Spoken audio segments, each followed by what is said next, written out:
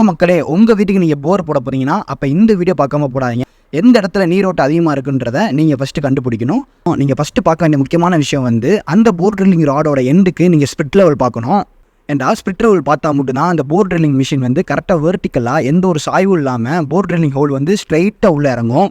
நம்ம போர்வெல் ஸ்ட்ரைட்டாக இருந்தால் மட்டும்தான் எந்த ஒரு மண் சரிவும் நடக்காது. அதே போல் பைப் இறக்குறதுக்கோ ஏற்றுறதுக்கோ ரொம்ப ஈஸியாக இருக்கும். அப்புறம் எல்லா போருக்கும் வந்து அடிக்கணக்கெலாம் சார்ஜ் பண்ணுவாங்க. நீங்கள் போர் போடுறப்ப எத்தனை ராடு உள்ளே இறக்கிட்டீங்கன்றத கவனமாக நின்று பார்க்கணும். ஒரு போர் ட்ரில்லிங் ராடு வந்து 20 அடி இருக்கும். ஸோ ஒரு ராடு இறங்க இவங்க இந்த ராடு வச்சு தான் வந்து எத்தனை அடி இறங்க இருக்குன்றதை கனெக்ட் பண்ணுவாங்க. போல் போர் ட்ரில்லிங் ராடு வந்து பழைய ராடாக இருந்துச்சுன்னா ரொம்ப தேஞ்சிருக்கும். ஏன் மேலோட்டமாக இருக்கிற ஒரு ராடை வந்து 20 அடி இருக்கான்றதை க்ளீனாக பார்த்துட்டு அதே போல் எல்லா ராடும் இருக்கான்னு பார்த்துக்கோங்க. போர்லாம் போட்டதுக்கப்புறம் ரொம்ப முக்கியமான விஷயம் வந்து பைப் இறக்குவாங்க. அந்த பைப்பில் வந்து எந்த ஒரு கிராக் இல்லாமல் கரெக்டாக இறக்குறாங்களான்றதை நீங்கள் நின்று பார்க்கணும். போல் கன்ஸ்ட்ரக்ஷன் ரிலேட்டட் வீடியோஸ்க்கு நம்ம பேஜை ஃபாலோ பண்ணிக்கோங்க. உங்கள் ஃப்ரெண்ட்ஸுக்கு எல்லாருக்கும் ஷேர் பண்ணி விடுங்க.